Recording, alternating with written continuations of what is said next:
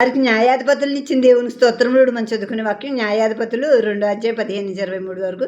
యెహోవాతో చెప్పినట్లు యెహోవాతో ప్రమాణం చేసినట్లు వారు పోయిన ప్రతి స్థలమున వారికి బాధ కలగజేయుటకు యెహోవా వారికి శత్రువు ఆయన కనుక వారికి మిక్కిలి ఇబ్బంది కలిగాను.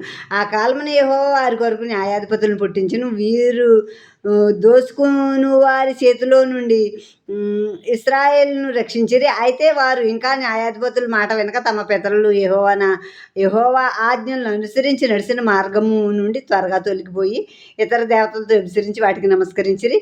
తమ పితరులు ఆ ఆజ్ఞలను అనుసరించినట్లు వారు నడకపోయిరి.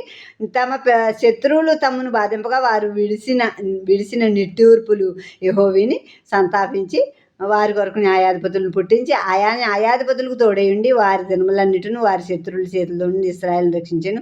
ఒక్కొక్క న్యాయాధిపతి చనిపోగా వారు వెనుక తిరిగి ఇతర దేవతలను అనుసరించి పూజించి వాటికి సాగిలపడిచి ఉండుట వలన తమ క్రియల్లోనేమి తమ మూర్ఖ ప్రవర్తనలోనేమి దేన్ని విడవక తమ పూర్వీకుల కంటే మరీ మిగులు చెడ్డవారైరి.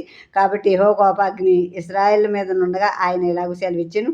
ఈ ప్రజలు నా మాట వెనుక వీరి పితరులతో నేను చేసిన నిబంధనను మీరుదురు గనుక నేను నియమించిన విధిని అనుసరించి వారి పితరులు నడిచినట్లు వీరును యెహోవా విధిని అనుసరించి నడుచుదురో లేదో ఆ జనముల వలన ఇశ్రాయేలును శోధించుటకు యెహోషువ చనిపోయిన కాలమున శేషించిన జనముల్లో ఏ జనమును వారి ఎదుటి నుండి నేను వెళ్ళగొట్టను. అందుకు యెహోవా ఆ జనములను యెహోషువ చేతికి అప్పగింపకయు శీఘ్రముగా వెళ్ళగొట్టకయు మాని వారిని ఉండనిచ్చాను. ఇప్పుడు వాళ్ళ శత్రువులు ఆచారాలు పాటిస్తూ ఆ విగ్రహారాధన చేయటం వ్యభిచారం. విగ్రహారాధన వాళ్ళ దేవతలు అన్యుల దేవతలను ఆరాధించడం వ్యభిచారం అని ఇక్కడ రాస్తుంది. ఇప్పుడు ఇశ్రాయేలు వాళ్ళలో కలిసిపోయి ఆ పనులు చేసినప్పుడు దేవుడు వారికి విరోధి అయ్యి వాళ్ళ శత్రువులు వాళ్ళని అప్పగించినప్పుడు ఆ శత్రువులు వీళ్ళని బహుగా మిక్కిలి ఇబ్బంది పెట్టడం వల్ల బాధ కలిగింది ఇశ్రాయేలుకి.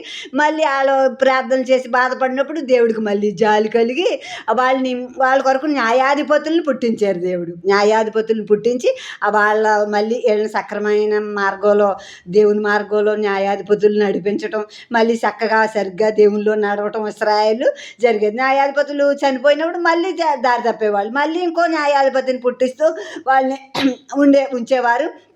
ఇప్పుడు యెహోషువ ఆ పెద్దలు చనిపోయాక వీళ్ళు దేవునికి సరిగ్గా ఉంటారో లేదో అని శోధించటానికి కూడా కొందరు అన్యజనాల్ని శత్రువుల్ని వీళ్ళ మధ్యలో దేవుడు ఉంచేయటం జరిగింది.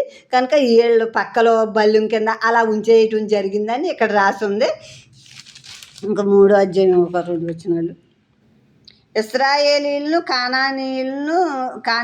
కానానీయులకు జరిగిన యుద్ధములన్నిటినీ చూడని వారందరూ